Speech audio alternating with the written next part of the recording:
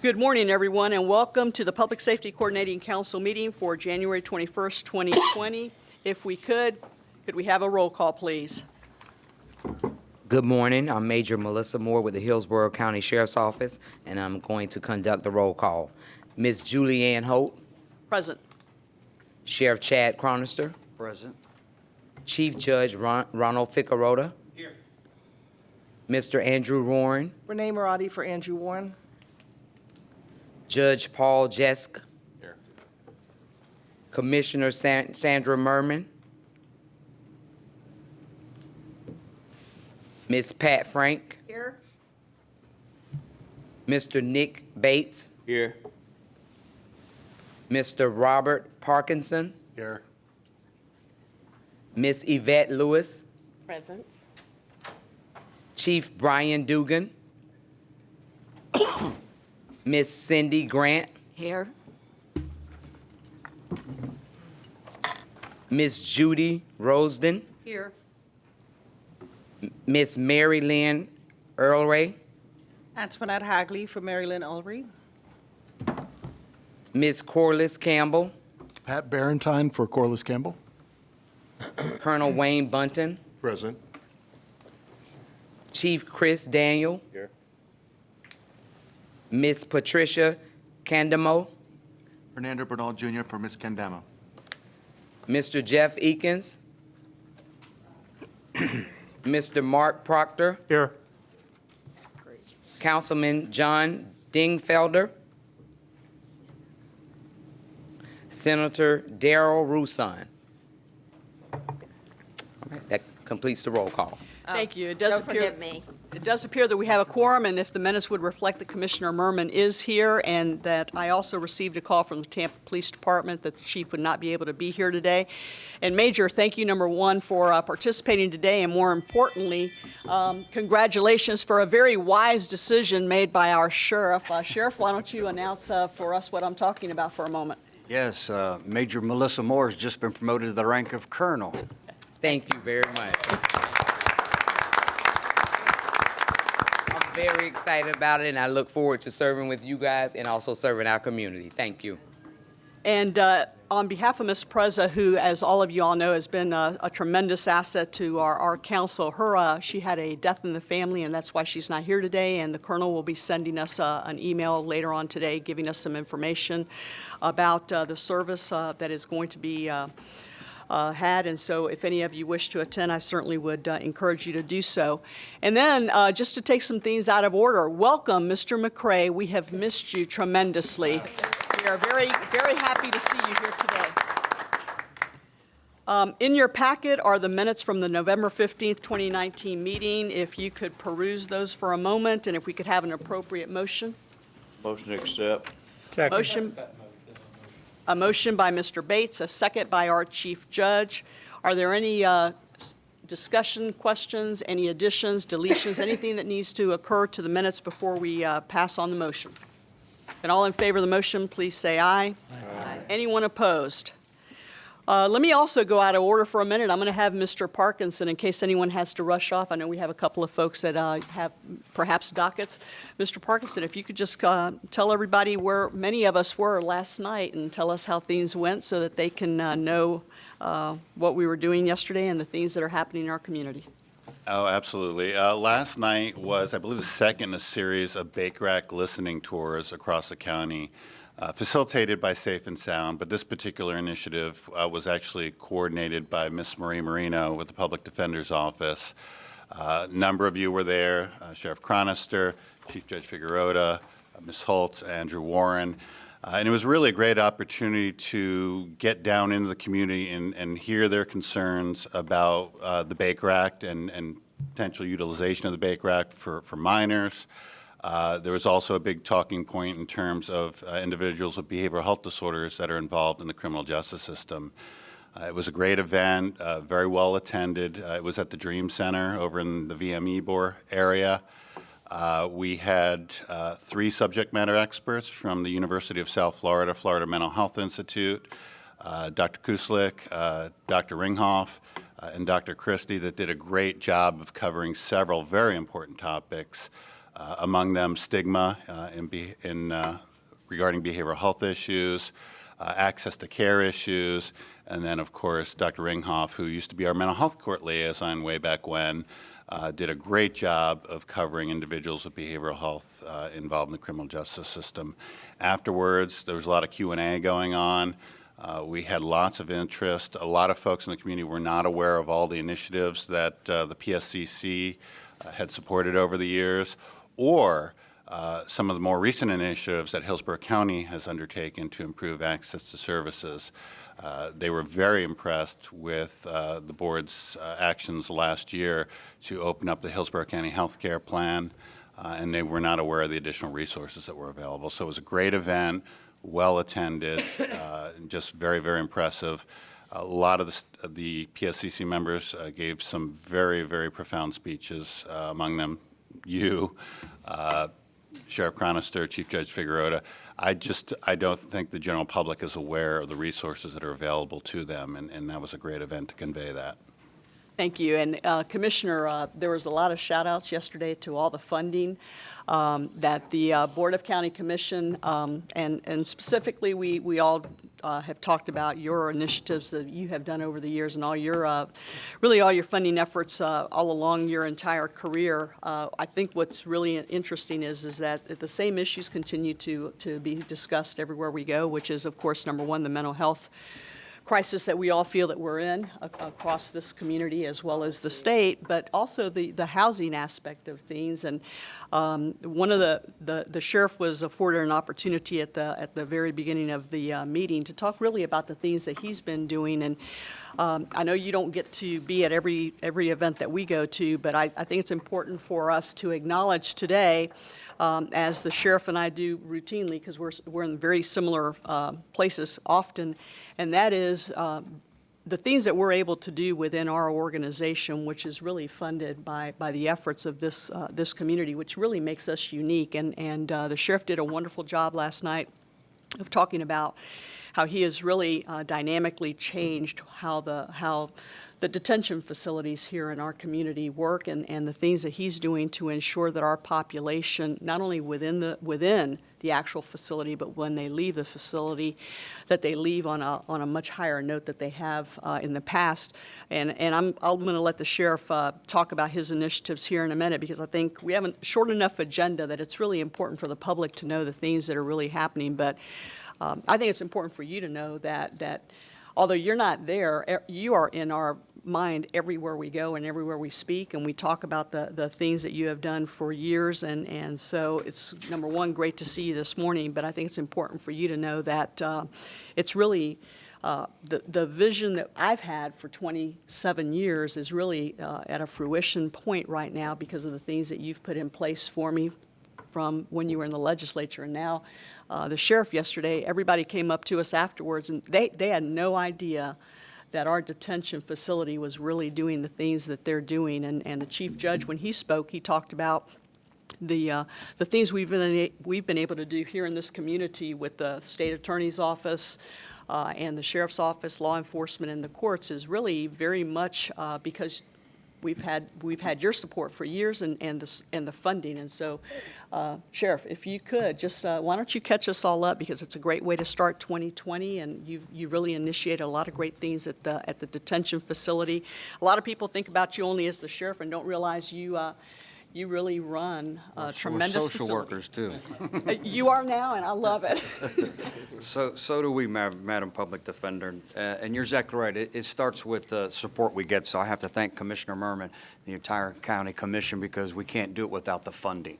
A lot of what we're and our criminal justice partners, the chief judge that is so innovative and keeps an open mind with mental health court, veterans court, drug court, our Madam Public Defender, working with our criminal justice partners. It's been a phenomenal change in course. I think a lot of people are looking to Hillsborough County to see how things are being done, because we're doing things differently. It used to be that old mantra, tough on crime, and I think we're doing a great job of being smart on crime. There's people who we need to be tough on. There's a lot of people who need help. And in order to break this cycle, we have to get them the help. We know there's drug addiction, mental health, and we know that a lot of times there's codependency, and they go hand in hand. It always comes back. But we never fix the problem. We put a Band-Aid on it. You come into jail, whatever your related crime is, that feed that addiction, to feed that relief from mental health, and you come in and you get back out. And we wanted to do things differently. So working with all of you, it's been a phenomenal turn of events over the last 2.5 years to see how we've grown. We've hired more mental health care practitioners than we've ever had in the jail. Drug addiction, our reentry program, the grant that you gave us, a $750,000 grant that takes the worst of the worst in terms of addiction and mental health to fix them and repair them. And in return, they're not in jail. They're not being incarcerated. I tell people all the time, people need help. They don't need jail. We're not gonna fix things. And this, like any other problem that someone can present today, we're not gonna arrest our way out of any type of problem. So I love this holistic approach that we're taking. So once you're in our jails, we're getting you fixed. We have a whole separate mental health pod. And I was mentioning last night that some of the worst of the worst, that they couldn't even be around other inmates, and now they're in group therapy. You know, our veterans pod, that's getting them the PTSD and all the help that they need. It's amazing to sit back and see how people are being fixed, and we're just not feeding this vicious cycle of recidivism. So I'm excited to see a year from now, look back and look at the numbers. I also mentioned last night how great it was working with you, and this was an initiative of yours, how every inmate that gets released, they would come in, get stabilized, get healthy, get new medication, additional medication, get released. There's no one there to make sure that they have that counseling, that stability's gone because they're not receiving the medication. And thanks to your efforts, they now leave, even if they're going to another state facility, they leave with 30 days of medication. And that's been tremendous. And then we split the county up into 5 patrol districts. We have a mental health deputy in each of the 5 patrol districts that work with our high utilizers. We're advertising it for it right now. We're going to hire 2 social workers, one on the east side of the county, one on the west side of the county, to work with our mental health deputies to bridge that gap from all the behavioral health services that are available that these individuals don't know they're entitled to. So that's an additional resource for our deputies, but in turn for our community, again, to hopefully get them healed and get them the help that they need. So it's been phenomenal to sit back and watch how we take a different approach here in Hillsborough County. I think it's great. I don't think there's any greater form of flattery, and this isn't us being arrogant, hey, we're doing it the right way, come look at us. But it's great that we're getting phone calls day after day of agencies that want to fly down and tour the jail and see what we're doing, to see how it's operating, how we're taking this approach. See, you have mental health deputies, you have this, and see how we work with our county commission. I think sometimes they're taken back by how well we work together. And again, this approach that we're taking, and there's no doubt, you know, we have 150 people moving here a day. There's more people moving to Hillsborough County right now than any other county in the state of Florida. So inherently, you would think our crime rate's going to go up, right? Just the sheer volume numbers alone. Two years ago, we lowered the crime rate by 10%. I just got the numbers yesterday. We lowered the crime rate again by 10.8%. That's counterintuitive, and that's because we're taking a different approach, and we're actually fixing people. We're just not locking people up. So thank you to every single person in this room. Rob, you play a big part of that. To the clerk of the court, to the state attorney, to everybody in this room. It's a team effort. It's a proactive team approach, and I can tell you this, it's working. So thank you. Commissioner, any comments? Oh, gosh. I have a Gasparilla hangover today. Just be honest with y'all. She just means that she's thinking about Gasparilla. I am. Oh, I am. Oh, it's too much. It takes over the city, and I'm kind of glad when it's over. No, I think that when I came on the commission, I didn't know much about land use or any of that stuff, and I just spent 8 years working on health and human service issues and fixing DCF and all that. And it was just, I just figured out, I buddied up with Gene Early in Healthcare Services, and we kind of put a plan together. And we just have so much unmet need in all these areas and we have this wonderful healthcare plan that really can do so much for so many in our community. So we just put a good plan together, and I think after 1800 Orient Road, which you'll hear about shortly, we'll be in pretty good shape for the future. So excited to work with all of you. It's just people, they're going to emergency rooms and jails. We got to stop the floodgates today. And we've got to get them case management and services. And I'm like you, I don't think people in our community know all we can do. And we've got to figure that piece out. We have places for people to go where they can find out, but we need to make them more aware of it. I don't know, through our communications team, we really need to get that figured out going forward. But thank you all. I really enjoy doing it, love this community, so. Well, we just celebrated our 1 year of having our juvenile mental health court in place, and I know that the chief judge has really embraced not only the problem-solving courts, but, and Chief, if you want to make any comments, but more importantly, we always talk about how our youth are our future and how we were really trying to make a difference with them, and I know that he has seen a totally different world with regards to the young children that are coming into the system, and he is certainly, although he and I have been practicing law a long time, this arena of mental health and mental well-being is something that really has, I think, captured our hearts, and I think that it's a great way for you and I to really, as we're not ending our career today, but as we're getting along in our career, it's really a great thing to see our community coming really together to try and enhance the life of a lot of individuals that, with the right interventions, they can really be successful people. We heard a story yesterday from Commissioner, I don't know if you've met a certain person by the name of Natasha Pierre, but she did a tremendous presentation last night, just for about 5 minutes, but in about 5 minutes, she actually captured everything that we have worked for all these years. Someone who has been touched by the mental aspect of life and has today, although you always, as you know, you battle everything for your life, the reality of it is she's extremely successful. She's actually a part of the CIT training at the Hillsborough County Sheriff's Office, but I don't think we could have started on a higher note yesterday than what we did. I thought it was tremendous, and I thought about having her come to one of our meetings, but you would truly enjoy hearing her story. And Chief, if you have comments, and sure, follow up if you want to, because Just briefly, I think our juvenile mental health court, we're still coordinating getting the numbers for our first year. It's been a tremendous success. I see it firsthand, not necessarily from the bench, because I spend the majority of my time in that courtroom, really in front of the bench with the individuals appearing in front of me. When I first started as a judge, much as the sheriff said, it was, be tough, be tough. You never get in trouble for being too tough. I remember a judge telling me that when I first came on the bench. And it's changed. And our success is due to this very unique collaboration and partnership and working together between the state attorney's office, the public defender's office, the clerk's office, the sheriff's office, law enforcement, all coming together to help these people that have never had an opportunity to get help. I see some juveniles, it's very, very emotional. Some kids have some serious issues and don't belong in custody. They've never had somebody tell them, I'm proud of you, as they struggle. We've got great representation from the Hillsborough County School Board that comes to our juvenile mental health court. And you see these children, and even if they've got 2 C's and 2 D's, for them, that's an accomplishment. And to be told that they're proud, that you're proud of them, I see the difference in them.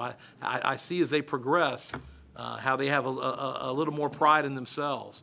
And I think we're having great success with that in our juvenile mental health court. I'm really proud of it, and our adult mental health court. And again, it's all just a team effort. Ms. Frank. I'd just like to say that I'm just very proud to be on this council with people like you. I think the 4 of you have been real leaders on something that often gets put in the back closet and forgotten about. And the public doesn't, if they don't have a mental health problem in their family, they don't think about this. Most of them don't even recognize it. But, there's one thing, and I would just think that you should publicize the importance of this, because the public understands dollars and cents. And when the sheriff says that the crime rate has been dropping and we have less people in jail, that's saving the county money. Those are their real estate taxes that hit them hard. Publicize that so that everybody will be seeing the positive things that you're doing that affect them when they don't know that it's affecting them. And because we need the support, the ongoing support. Sandy's doing a great job. Hope she'll stay on the commission. But if she leaves, we've got a gap there. And you have to have advocates. Well, and Ms. Frank, you know, it's interesting because USF obviously is a partner with us, and last night they did a presentation, and they were saying 1 in 4 families are touched, and what we really all walked out of from the meeting is the reality of it is no, probably every single family has been touched in some way with someone who has had some type of mental well-being need in some way. And we talked a little bit about USF is extraordinarily focused on the stigma piece of this.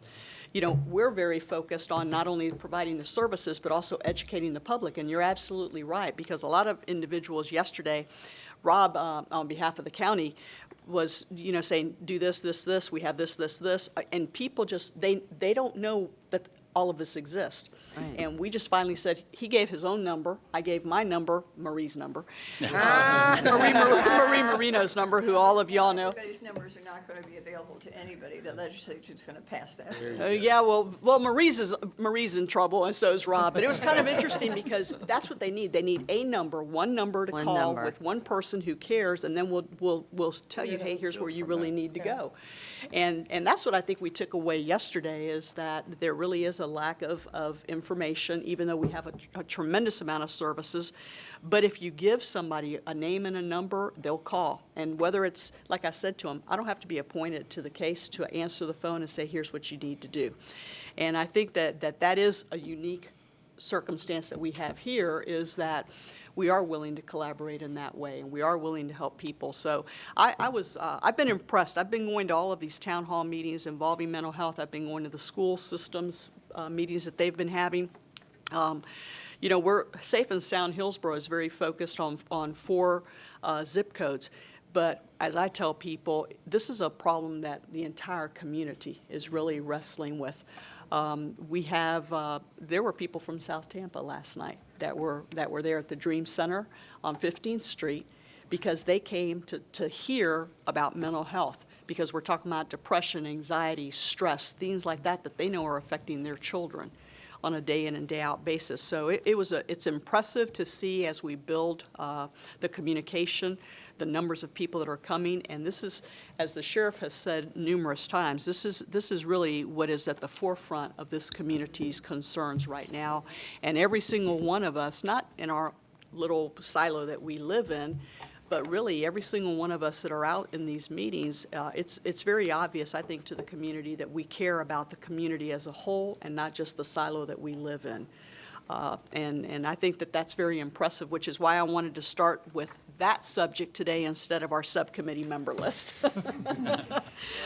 Because it is important things that are going on in our community that we have the luxury of talking about here. And I do agree with Ms. Frank that we need to find a way to communicate to the public that we're really here and we're really in touch with the community and that they can rely on us as not only as elected officials, but really as a member of our community. Every single one of us really cares about the community, whether we're in our position or not. So I encourage us to continue down this path because I think it's very important. Mr. Parkinson. On the topic of we're doing good things, people are starting to see that across the state. I think back to 2004, 2005, when I was driving around a state vehicle with Ms. Holt's staff, with a couple judges going around the state looking at mental health courts, seeing who was doing things right. Now people are calling us. Last fall, we had calls from Charlotte and Lee County wanting to know how we got the resources that we have, how we developed the partnerships that we have. On February 7th, we actually have some stakeholders from Manatee County coming up. Ms. Justice has agreed to host us. Their state attorney's office, some law enforcement staff are coming up. Their behavioral health providers are coming up. They basically just want to learn how we've gotten to where we're at. So The reason I mention that is not to toot our own horn, but if any of you are available, if you could drop on by, it's at the courthouse at 2 o'clock. We basically want to help tell the tale because, again, many jurisdictions were very kind to us in the early 2000s to help lead our path. We want to, of course, return the favor. So they'll be here on February 7th at 2 o'clock at the courthouse, and if anyone's interested in attending, just give me a call, and we'll let you know what room it's in and how to get there. Thank you very much. Any other comments at this time? Well, my only comment is about you, because, you know, the stars are lined up. We have all the right people in place now, which has really been good for this community, but you're the one that picks up the phone and gets this person and that person together. And you are the one that is going to risk everything, even your political future, to get something done. And I can't tell you how much I appreciate it as a citizen of this county, but as a policymaker, it's so important. Thank you very much, And Commissioner. Chad, same to you. You've stepped out, and you're changing the culture. It's Absolutely. important. Thank you, Commissioner. Thank you And very then much. here come the judge. Well, you know, it is interesting because I'm sure that the chief judge has been through this situation also. You know, a lot of times across the state, you know, I'll talk about the initiatives that we have here, and my colleagues will go, how in the world do you trust the system to do these things? And it is about trusting your partners and about trusting that we're all headed in the same direction. And as I said, you know, sometimes we may make a decision that may, in fact, bring media attention to us in a way that is not necessarily good for the politics of life. But the reality of it is you know, being an elected official is secondary, obviously, to being a member of this community. And I think that we've done a lot of great things. We talked about it yesterday, that a lot of things that we wanted to do in the 90s and things like that, just things weren't aligned back then. But Dan Ringhoff was there yesterday, and we said, you know, his job was what it was, but he was really working for the public defender's office, even though someone else was paying his salary, because we believed in this intervention aspect of it. So I think you're right. The stars are aligned right now. I think we're doing great things, and I think that we're headed in the right direction for this community, which is I think, very important. So thank you all for all the partnerships and really all the help that I've had for a long, long time. Right, Pat? All right, well, under old business, we have the 2020 subcommittee member list. If you could just, as you leave today, review those lists and talk to those individuals that perhaps are your designees in some way, and make sure that you're comfortable chairing or being a vice chair of a committee, and making sure that you realize that we will have some changes. We do have a new school superintendent that will be coming this year. We'll invite Mr. Akins to come and talk to us before he does leave. But if you have any changes or any desires to serve in a different committee, if you would just let Ms. Preza know, I would appreciate that. And then one of the reasons that Major Moore is moving up to Colonel apparently is that Colonel Button, apparently you've been exhausted by serving the public safety coordinator. You're retiring. Congratulations to you. I'm excited for you, but you sure you want to retire? You sure you don't want to hang with us for a little more time? I believe you are in great hands. I look forward to what new blood can bring. Well, thank you very much. And if you would, under new business, if you would handle the election of officers on behalf of Ms. Preza, I would appreciate that. Yes, ma'am. In accordance with the PSCC bylaws, nominations for county chairman and vice chairman were held at the November 15th, 2019 full council meeting. You must now vote on these nominations. Nominated for chair is Ms. Julie Hope. All those in favor, please indicate so by saying aye. Aye. Opposed? Nominated for vice chair is Sheriff Chad Chronister. All those in favor, please indicate so by saying aye. Aye. Opposed, no. Congratulations. Thank you very much, sir. Thank you. Thank you. May our 2020 election go as well as Oh, hopefully, Ms. Wright, hopefully. Your lips to God's ears. Yeah, absolutely. Your lips to good. Mr. Irvin. Today, we have a presentation from the Hillsborough Empowerment Reentry Network. Their new leadership is under Robert Irvin, who is here with us today. Welcome, sir. Good morning. Thank you, Ms. Hope, for facilitating the appearance of HERN and allowing me to represent the organization here today. It is indeed a pleasure to come before you. I have a prepared statement, and after the prepared statement, then I will address any questions that the council may have. Again, my name is Robert Irvin, and I was elected chair of the HERN Steering Committee, which represents the leadership of HERN, in November of last year. My colleague, Robert Blunt, known for his longtime leadership of the organization, had a conflict and apologized for his inability to attend today. I assure you that he is still a large part of what HERN is doing.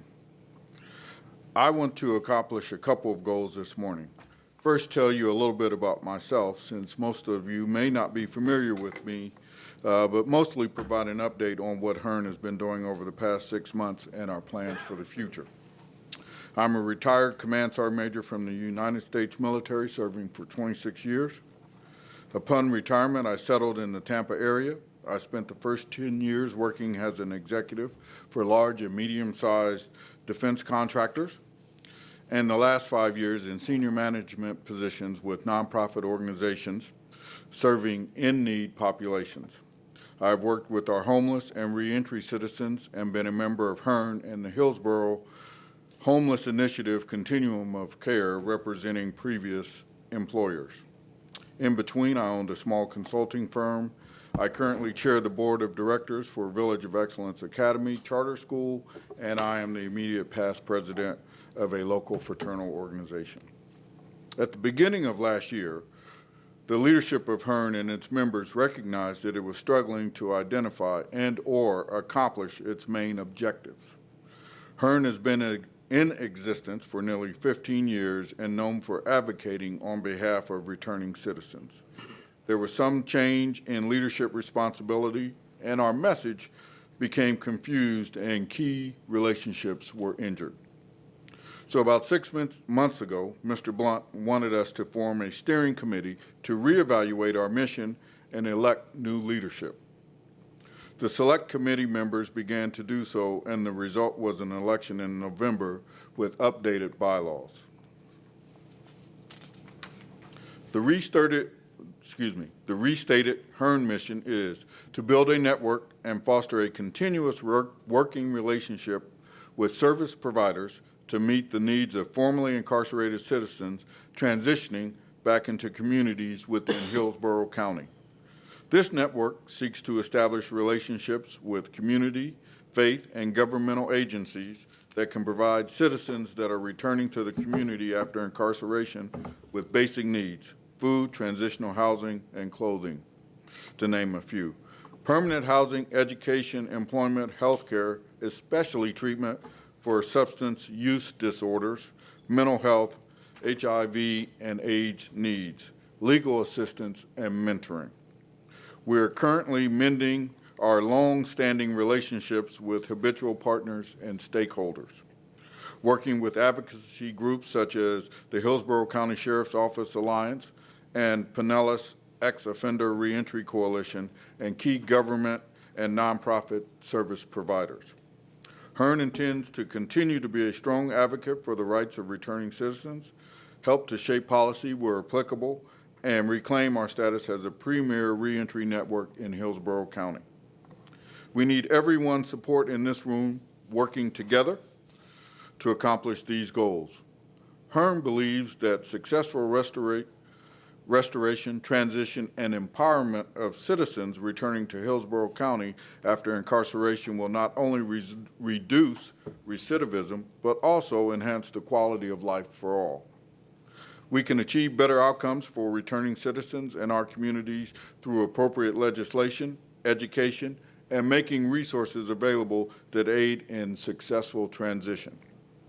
HERN will provide on a monthly basis an opportunity for a facilitated meeting of reentry professionals, including state and local government officials, nonprofit agencies, interested citizens, and formerly incarcerated citizens where they can receive education, information, and network in a collaborative environment. I appreciate the time that you have afforded HERN to come before you and provide this update. I'm now open to questions. Mr. Irvin, just to perhaps explain things a little bit in a little bit more like everyday operation way. As you know, Sheriff Chronister has put a lot of effort into the reentry aspect of life over the last 2.5 years also, along with everything else that he's been doing. This has also become another focus. Tell me how you envision HERN working with the same kind of interest that the Hillsborough County Sheriff's Office has through the sheriff, if you don't mind. Yes, ma'am. So yesterday, I was able to meet with a couple of the Sheriff's Department leaders for their reentry alliance, Steve Johnson and Dan Lemke. And we talked about how we could partner going forward to ensure that resources are available and that we can make connections for formerly incarcerated persons coming back into the community, and that they would be able to find the resources that they need to make successful transitions. And if I understand you correctly from having met with you, obviously, a few weeks ago, you really are creating a network of individuals. HERN itself is not the service provider, but what you are is going to have all these providers that are available and really try to work with all the other agencies, if I understand your mission correctly. You do, and very well stated. We are a connector of sorts. We connect service providers, governmental agencies that have key resources for our vested persons that we are intending to serve. So with that being said, we want to make sure that there's opportunity for best practices to be shared among the community and in a network, in a collaborative environment to get the best outcomes for not only the returning citizens, but for the communities that they will be returning to.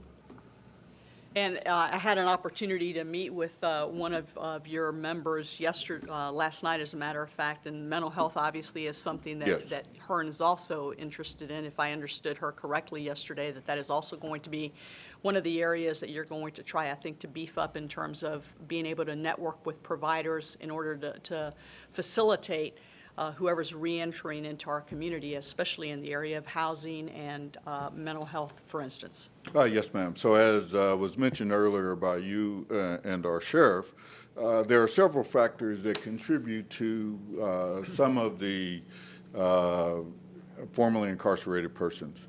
And we want to make sure that those agencies representing the self-care and ability to support and resource those persons are at the table and are able to share their best practices and things that are working, of course, along with initiatives that have been started by the Sheriff's Department.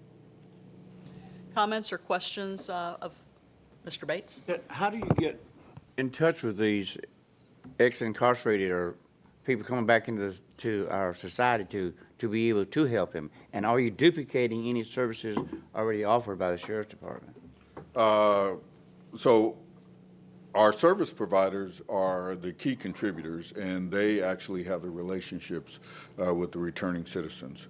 So in our collaborative environment, they're able to find out from other partners and resource providers what they need to assist their the clients or customers in a successful transition. Are we duplicating? No. Hillsborough County has several returning citizens from all over the state, not just the facilities in the local area, but numbers of persons are returning. And so there's a great need for services that we provide in connecting service providers to do that. Thank you. Yes, sir. Ms. Lewis?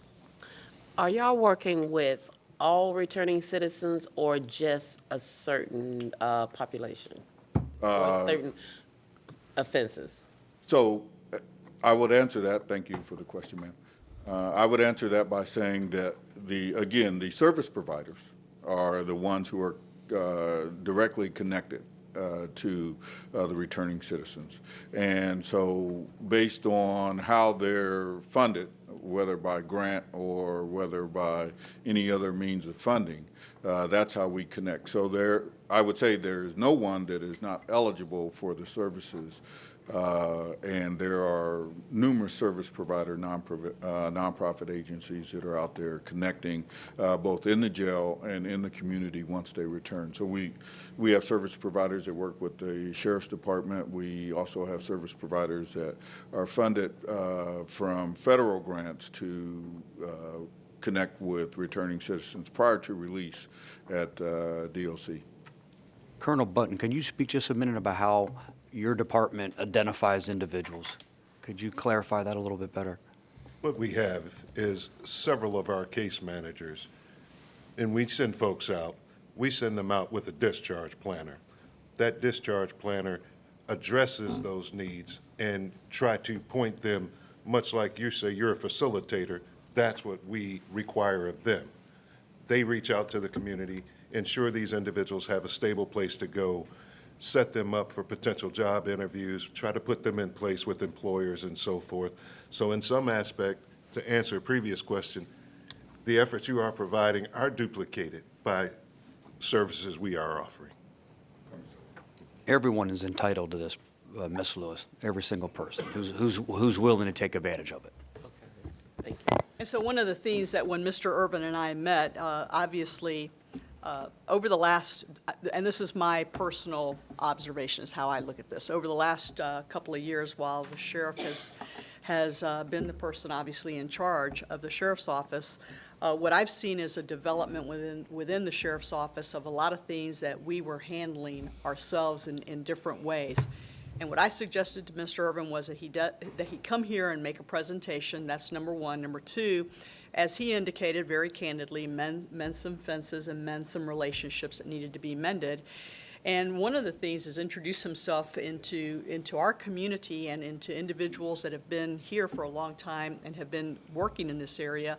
And for instance, I know that the sheriff meets with people all the time, and I know that he's out in the community all the time, and I think it's important for Mr. Urban, and I also think it's important for Robert Blunt to literally sit with the sheriff and talk about how we can move forward this population of individuals that clearly are coming back into the community and clearly need housing, need jobs, need a lot of things, and how to not duplicate services. And so one of the things that we were trying to accomplish today is introducing Mr. Urban to everyone, and then affording him an opportunity to sit with all of us. And really, we don't need to duplicate. We need to fill gaps that may exist. And I think that that's why I said the communication piece, as Commissioner Merman said, is so important. A lot of people don't realize the significant changes that have been made at the sheriff's office. Reentry at the sheriff's office was one theme previously. It has changed. It has morphed into a different entire set of services. And so I think that when we have individuals in the community that are for instance, facilitating things, I think it's important for them to know what the rest of us are doing and to work with the rest of us. And so, you know, you have the sheriff here today. It's clear that you now know Colonel Button and Colonel Moore that's about to be included in this area. I think it's important for you to talk with them, and it's important for you to help fill the gap of services that we may have, because I can assure you that there is plenty of room for all of us to meet the needs of this population, because it's a tremendous need. We have people coming into this community every single day, and as you say, you may be affecting the entire state in terms of reentry, whereas I think, are we regional more, or do we do the region more? Yeah, absolutely.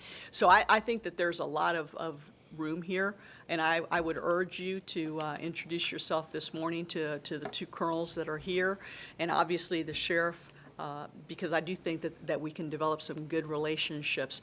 For me, Robert Blunt, obviously, who is with A. Brown Ministries that goes into the prisons and does a lot of the ministry, that's how they also meet a lot of individuals.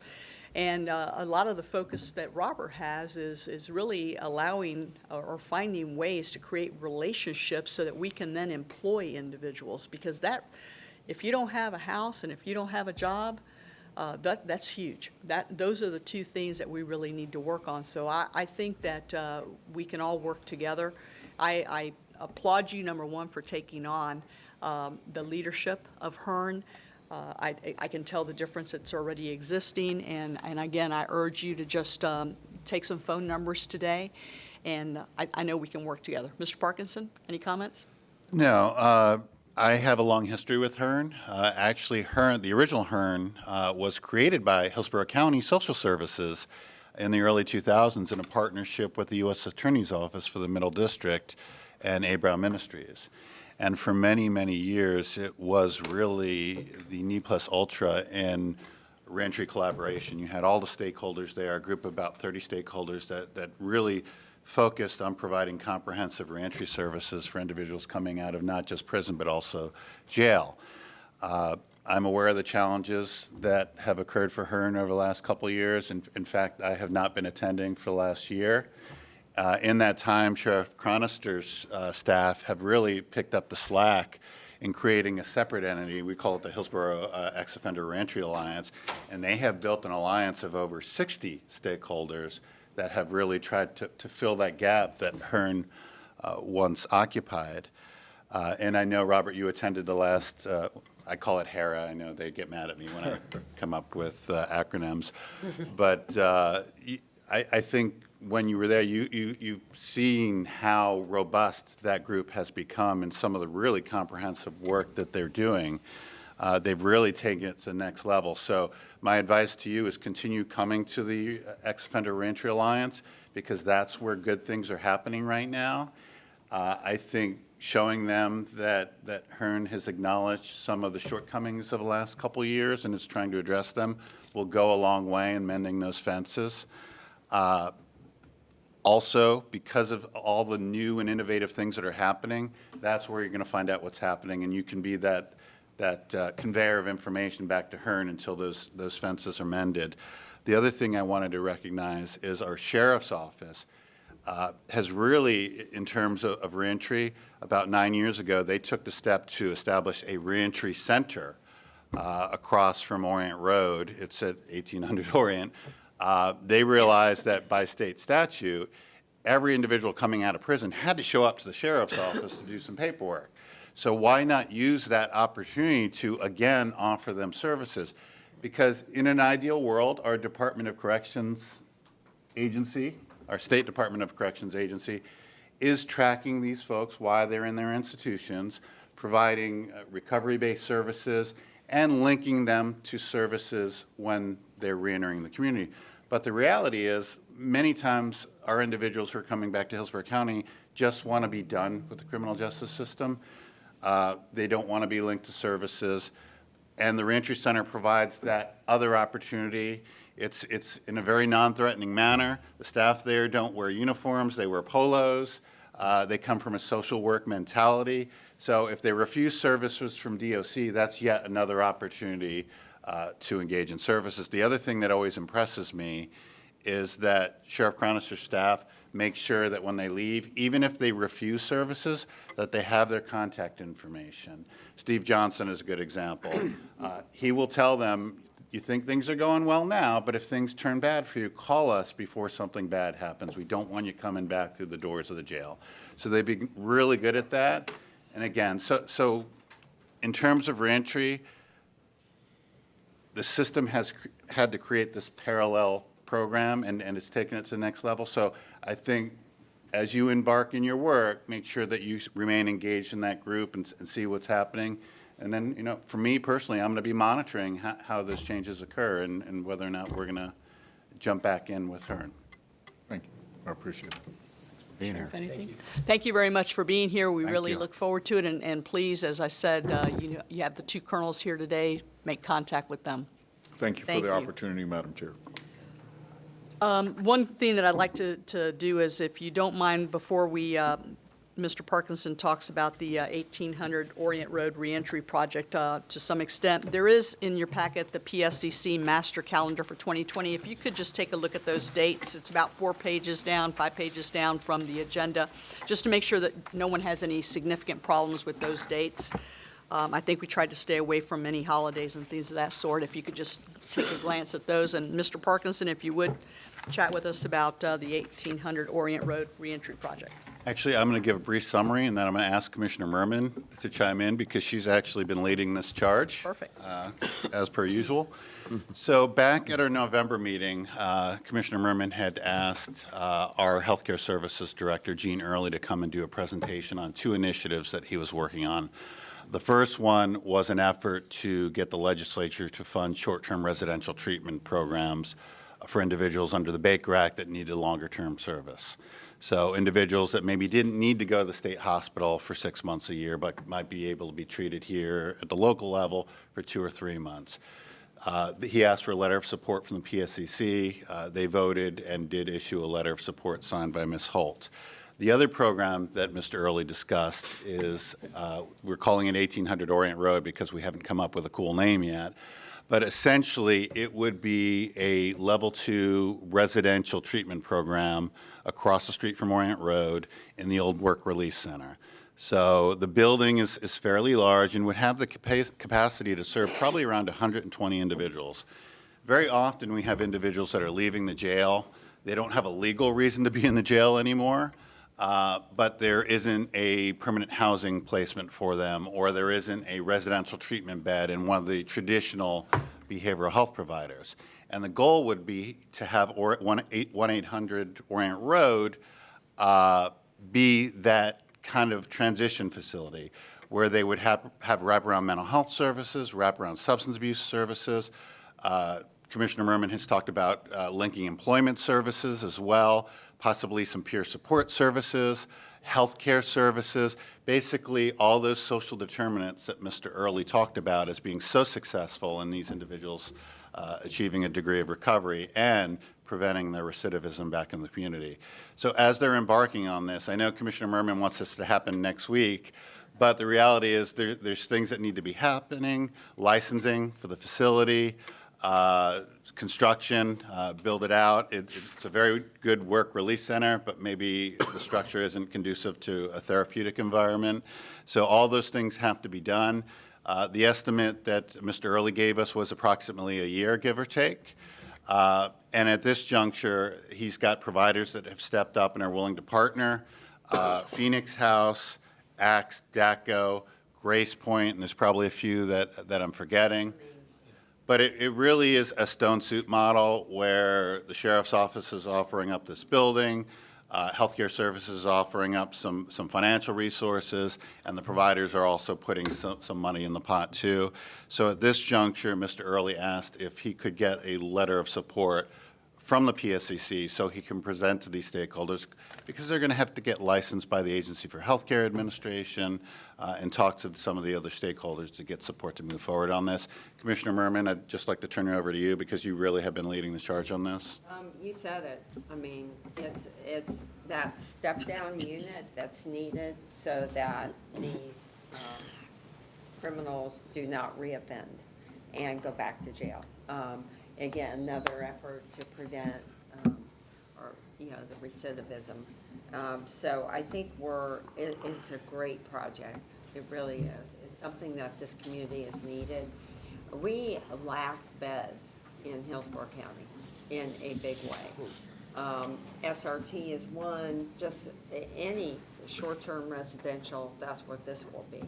And I think the individuals that go through this, and they say there's probably 10,000 people a year that could actually go through this reentry project. Now, obviously, we can't serve 10,000, but we'll certainly put a big dent in the need and getting services to people. And I think it will dovetail really nicely with some of the programs that Sheriff Chronister has put into place. Oh, yes, with the mental health pod, absolutely. I the thank the Veterans sheriff. pod. Thank you, Chad. And for giving in a us the public building. mental health system where it's traditional to have waits of 3 months, 4 months to actually be able to get a bed, this will be that saving grace that allows an individual to actually receive treatment and wraparound services.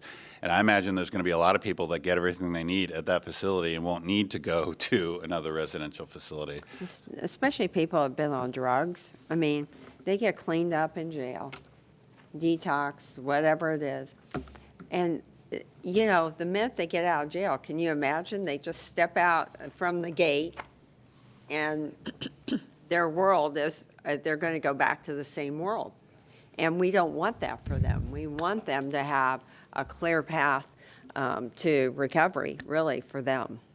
And as for some of the projects that I'm working on with Sheriff Chronister and Colonel Bunton, I see this as really just another tool in the toolbox. We were working on a program that's actually federally funded right now that Sheriff Chronister mentioned that really focuses on some of those deep end clients that have been sentenced, that are in the jail, that we know are going to need comprehensive services when they come out. And this is going to be a really, really valuable resource for those individuals as they transition into the community. So, Comments or questions? Yes, who's the letter going to be directed to? it should be directed to Jean Early, our Healthcare Services Director, Okay. supporting the initiative. Nobody else wants to, I'll make a motion that we send a letter appropriating, whatever resources are required, or whatever licenses are required for the reentry project. We have a motion by Ms. Frank, Second. a second by Mr. Bates. Any discussion on the motion? All in favor, please say aye. Aye. Anyone opposed?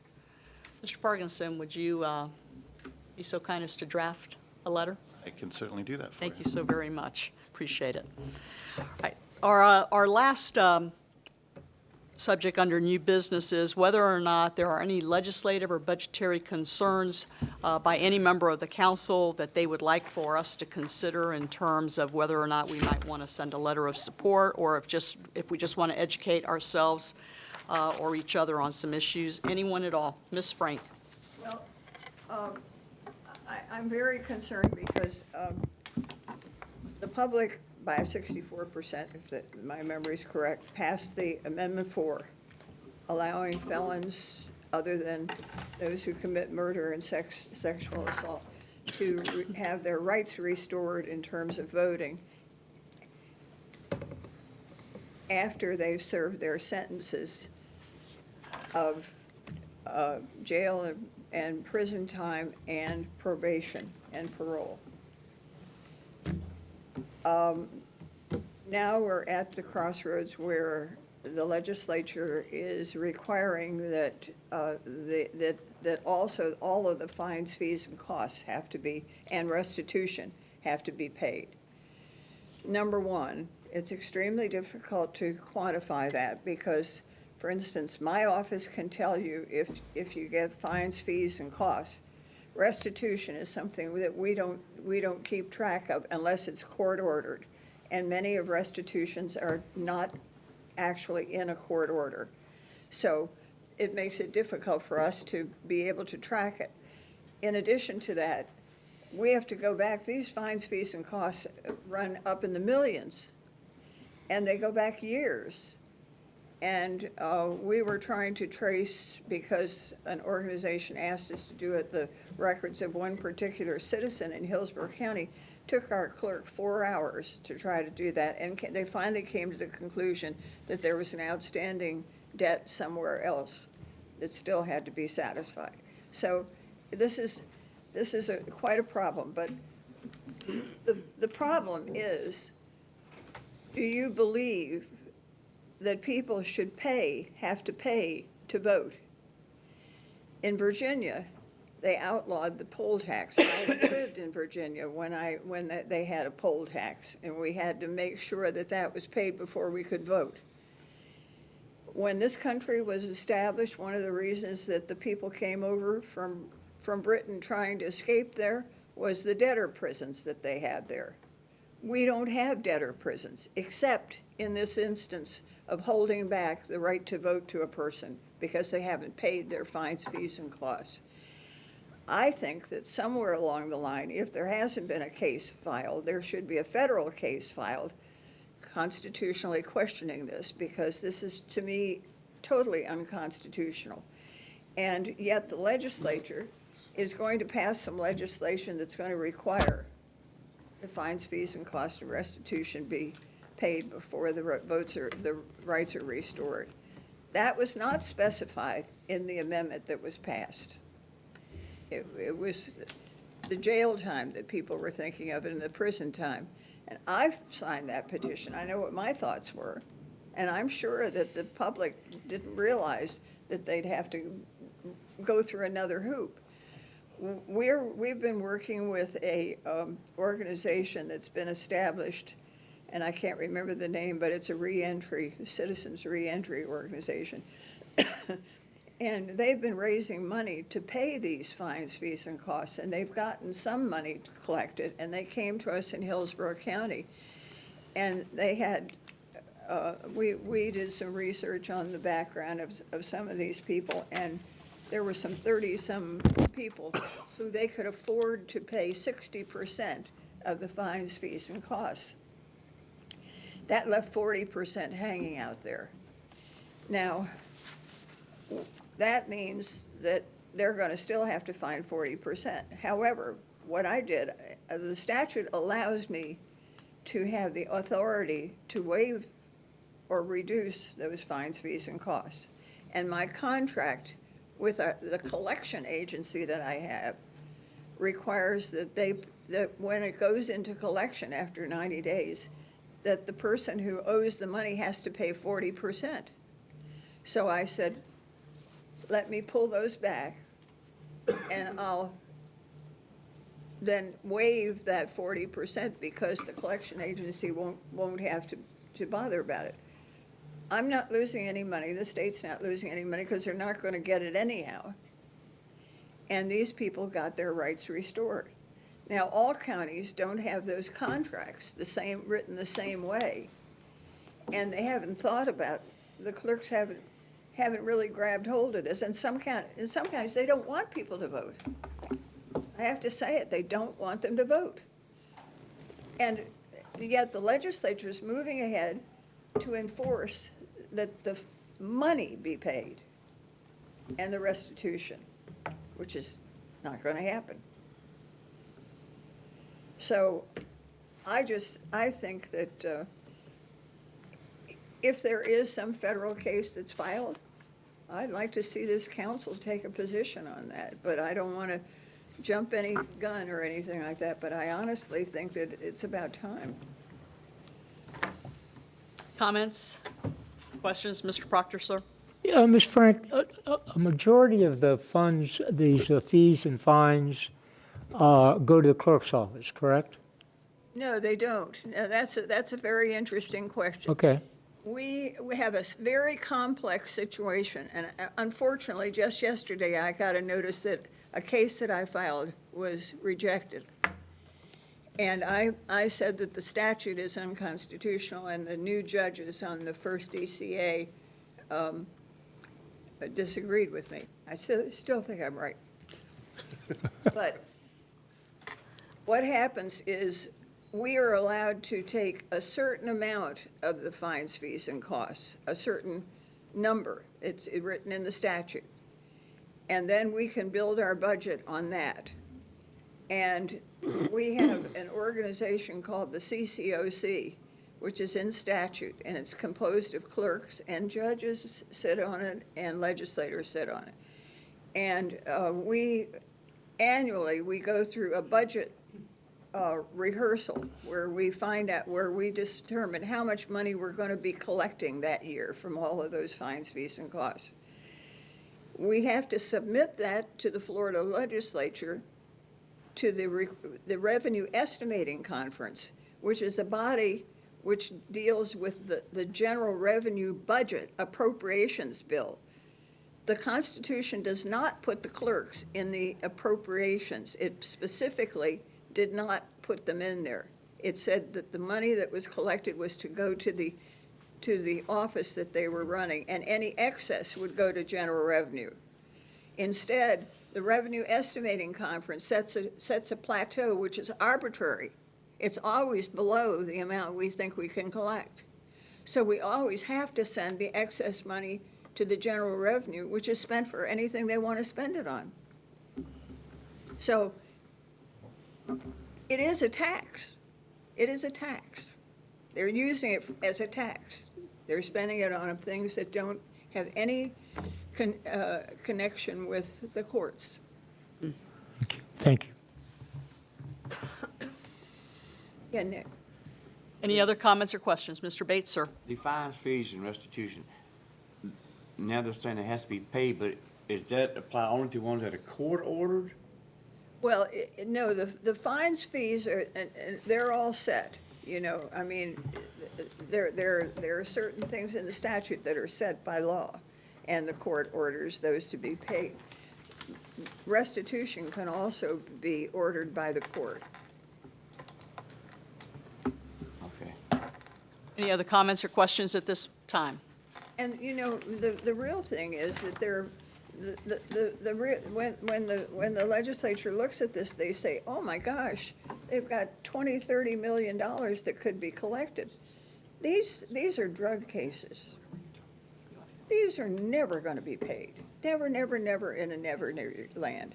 Now, I think what we ought to do is have the statute say, if they're going to do anything in Tallahassee, yes, you have to pay fines, fees, and costs. Leave the restitution out, because unless it's court ordered. But you get your right to vote. You still owe the money, but you get your right to vote. So if they can get that drug money and find it over in Switzerland, fine. Right. Mr. Parkinson, sir? I don't have a comment on this issue, but what I would like to do is ask Mr. Robert Irvin to come up and talk about the potential negative impacts that these issues might have on ex-offenders returning to the community, if that would. Mr. Irvin? Yes. So recently I worked with incarcerated persons directly. Could you speak a little louder? Yes, ma'am. I'm sorry. Recently, I worked with incarcerated persons and going to in DOC and also in the Hillsborough County jails. And one of the problems that faced those persons upon release is they have no income. They have no ability to repay.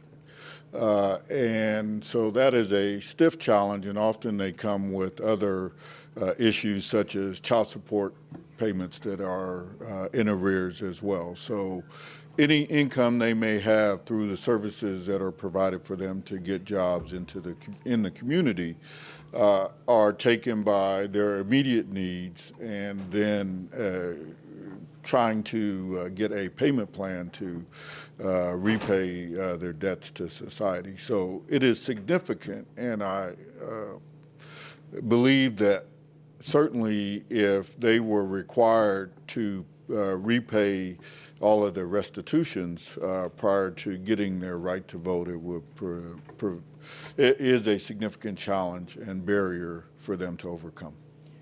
There is, we are attempting, here in Hillsborough County, we're attempting to come up with a process to perhaps address some of these concerns. And so with everyone's permission, perhaps what we can do is for the May 15th full council meeting, we may very well have a presentation that we can make from a couple of agencies on this issue. Okay? Thank you, Mr. Irvin. If y'all will indulge me for just a few more minutes, Sheriff, if you could please approach the podium, and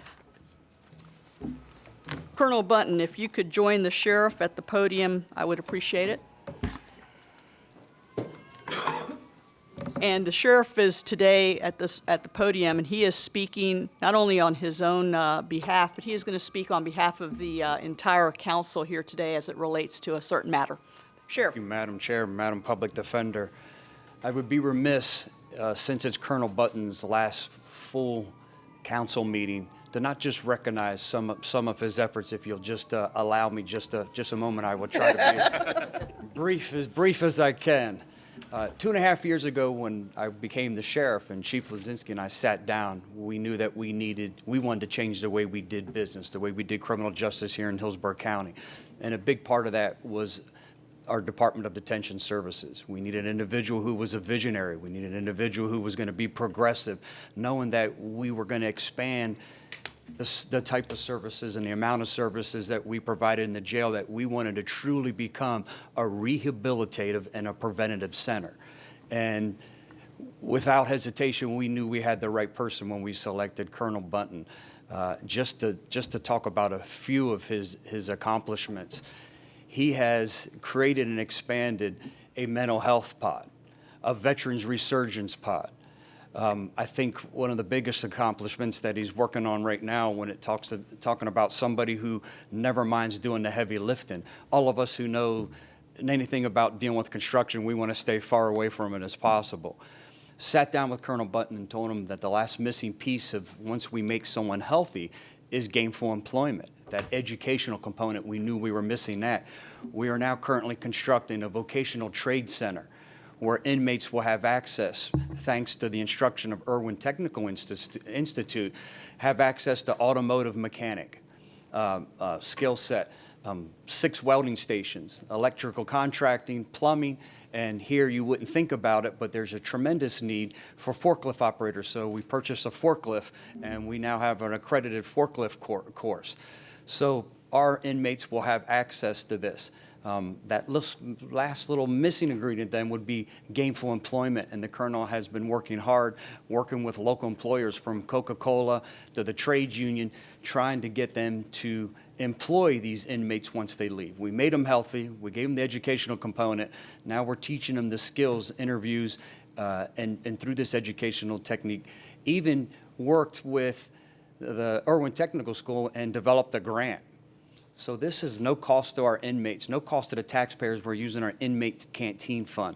So say it's a 3-month program and they get out in 3 weeks, they will be able to go to Orient Technical School and follow up and complete this course and be fully certified when they leave there. Upgrades to the jail as far as more comfortable mattresses, more comfortable blankets that are warmer, upgraded feminine hygiene products, soap, things that we take for granted that we didn't know how lacking we were. Even I think the paper towels are better that the proposal that you sent me.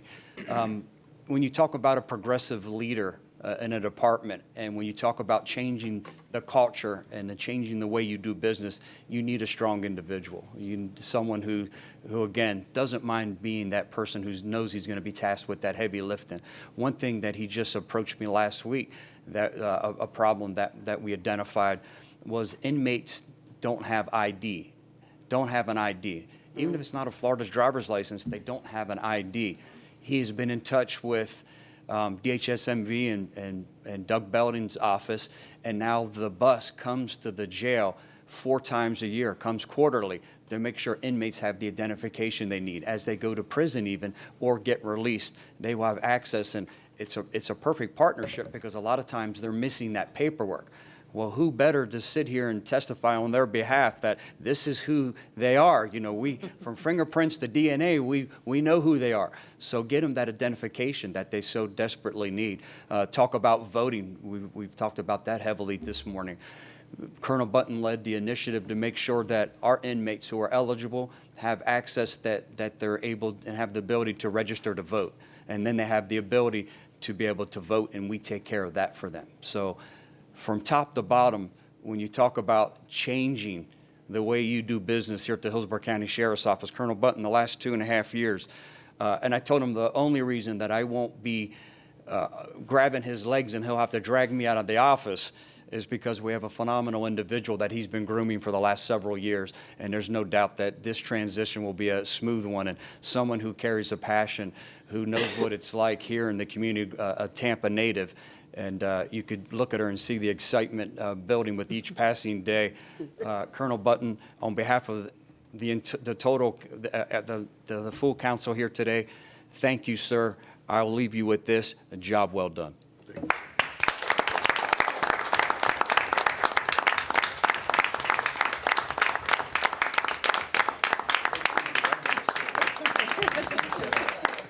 Well, as someone who obviously uses the services of the Hillsborough County Sheriff's Office in my role as the public defender, I can tell you that the last 2.5 years, significant changes have been made. They're all for the positive. As we all say, you know, dignity and respect for everyone, no matter what their position is at a particular point in their life, is tremendous. And I joined the sheriff in saying a job very, very well done.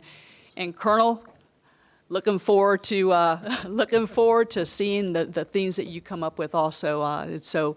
But I think it's very clear to all of us, Chad, you have done a wonderful job.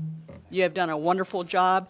You have surrounded yourself with individuals that believe in what you believe in, and you're the person who has the vision. And so on behalf of my office, as well as this council, we applaud you and everything that you've accomplished over the last 2.5 years.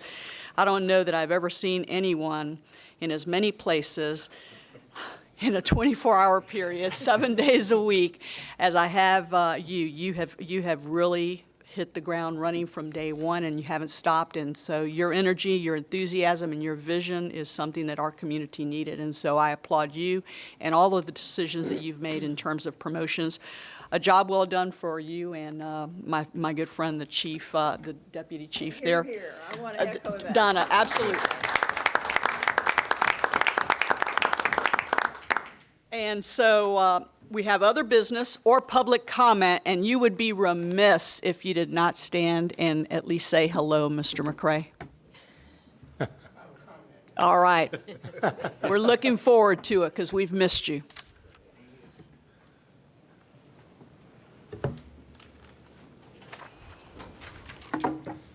My name is Al McCray. I'm a Tampa resident. I'd like to thank everybody that called me at the hospital. I was there about 8 weeks. I fell on the floor and couldn't get up for 12 hours. So I now have a medical alert bracelet. But I do appreciate all the good best wishes I got from y'all calling and texting me. I want to make a comment about HERNs. Still here? Yes, sir. I stopped going about 2 years ago to HERN's meetings because there was a lack of organization at HERN's. There was no clear leadership direction. That's why I stopped going. And I don't know if HERN's is incorporated, is it a social club? I mean, what is HERN's? What is the legal definition of HERN's? So maybe now with this new leadership, they may address those issues. Yeah. Now, for the right to vote, when I did my time in the state of Georgia, the moment I stepped out of jail, I immediately got my right to vote. There was no discussion about how much fines I owe or why they weren't paid. I got my right to vote. I think here in Florida, it is a political reason why the legislature did what they did. Seems like when you do your time, you should immediately get the right to vote automatically. And I think there should be some federal cases, like Ms. Frank said, to test this motion. This is a poll tax. No matter how you call it, it's a poll tax. And poll tax should be outlawed a long time ago. Again, thanks you for giving me the opportunity to speak again. Thank you, Mr. McCray, and continue to get better. Any other public comment? Motion to adjourn? Oh, no, you have other business, Mr. Parkinson. One item of business. We've had a number of retirements early this year. Ms. Corliss Campbell, our historical representative from Department of Corrections, will be retiring at the end of February, and her staff sent over a flyer for her retirement party and wanted to make sure that I passed it out to the PSCC members. So please take one. Absolutely. And, again, just want to thank Ms. Campbell for all of her efforts on the part of Hillsborough County citizens over the years. Thank you.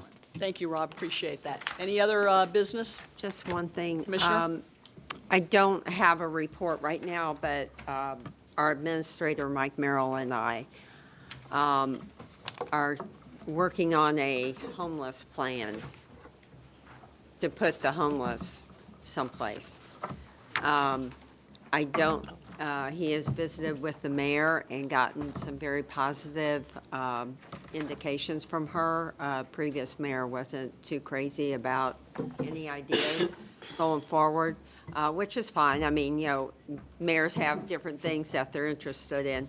But we are taking this very seriously. The homeless problem downtown has gotten worse. People actually that work downtown don't feel safe. So we know we have to do something, and I hope by May I'll have some kind of a report for you. Commissioner, interestingly enough, this past Saturday, I was at Greater Bethel, church on Jefferson, there was a MLK Service Day, and the mayor and I were there together. And one of the things that she and I were talking about, it was about homeless. The audience was very much built around the homeless and veterans. And what was interesting is, as I drove to the church, it struck me, three kids walked right in front of me, obviously not paying attention to traffic or anything of that sort, but every single one of them was under the age of 18. And it was very clear that they were homeless. They had a blanket wrapped around them. It dawned upon me, no matter what we think we've accomplished, we have so much more to do. And the mayor and I were talking about how sad it was to see, we had a tremendous showing, and they were vets, and they were citizens here in this community, and they were homeless. Sad to see a little 3-year-old child whose entire family was homeless and had nowhere to go. And I think it's one of those things that the mayor really does recognize is something. And so I want you to know that it was a subject that we were talking about just this past Saturday. So just a reminder of that we were looking at very, very young people that are on the streets without any family or any support system obviously in place. So I think it's a great subject to challenge all of us on. So thank you for doing that. Appreciate it. Right, everyone, be safe. Saturday, Sheriff, have fun. Bye, everyone. Thank you all.